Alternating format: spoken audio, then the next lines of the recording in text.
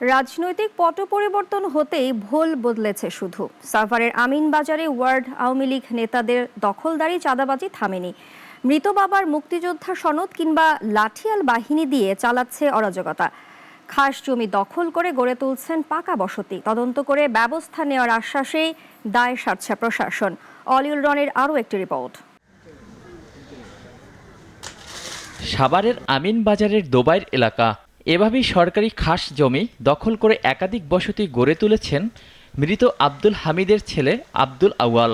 বিভিন্ন সূত্রে খবর পেয়ে নাগরিক টেলিভিশন সরজমিনে অনুসন্ধানে গেলে এভাবেই চড়াও হন দখলদার আউয়াল।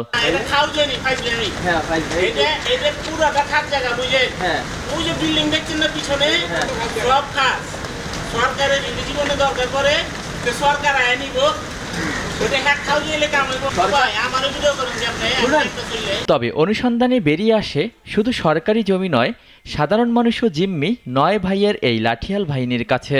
২০০২ সালে জমি কিনেছিলেন আবু সাইদ, সীমানা প্রাচীরও নির্মাণ করেছিলেন। তবে রাতের আঁধারে বেদখল হয়ে যায় তার জমি। এভাবেই জমিতে টিনের বেড়া দিয়ে রেখেছে দখলদাররা। এই বাউন্ডারির ভিতরে ৫২% আমার জায়গা, ওরা রাইতের আন্ধারে জোর করে এই লাঠিয়াল বাহিনী আমার এই জায়গাটা দখল করে টিন্দা বেড়া দিছে।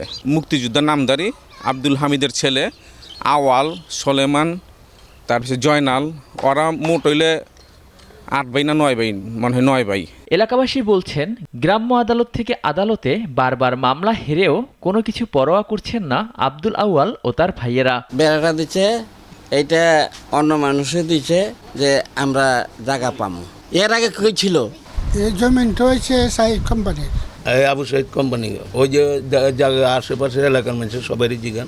দখলদারিত্বের অভিযোগ পাওয়ার কথা জানিয়ে তদন্ত সাপেক্ষে ব্যবস্থা নেওয়ার কথা জানান অতিরিক্ত পুলিশ সুপার। তো এরকম একটা অভিযোগ এসেছে, তো এটা আমি আইসি আমিনবাজার ক্যাম্পকে বললাম, যে সে বললো যে স্যার এই বিষয়টাই আমার কাছে আসছে, সাক্ষ্য প্রমাণ নিয়ে আসলে বা যদি ওরকম কোনো থাকে তো অবশ্যই আইনগত ব্যবস্থা নেওয়া হবে। ২০১৭ সালে সরজমিনে পরিদর্শন করে ৭ কার্যদিবসে সরকারি জায়গায় গড়ে ওঠা স্থাপনা উচ্ছেদের নোটিশ দেয় জেলা প্রশাসক। লাভ হয়নি কিছুই।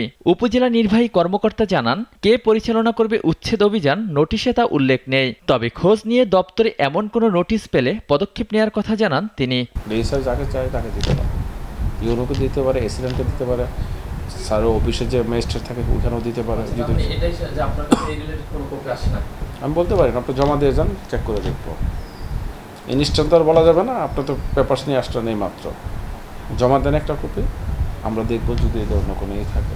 এলাকাবাসীর অভিযোগ, শুধু দখলদারি আর চাঁদাবাজি নয়, মাদকের আখড়া গড়ে তুলেছেন পরিবারটি। সদস্যরা কয়েক দফা জেলও খেটেছে এ অপরাধের দায়ে। অলিউল রনি, নাগরিক, ঢাকা।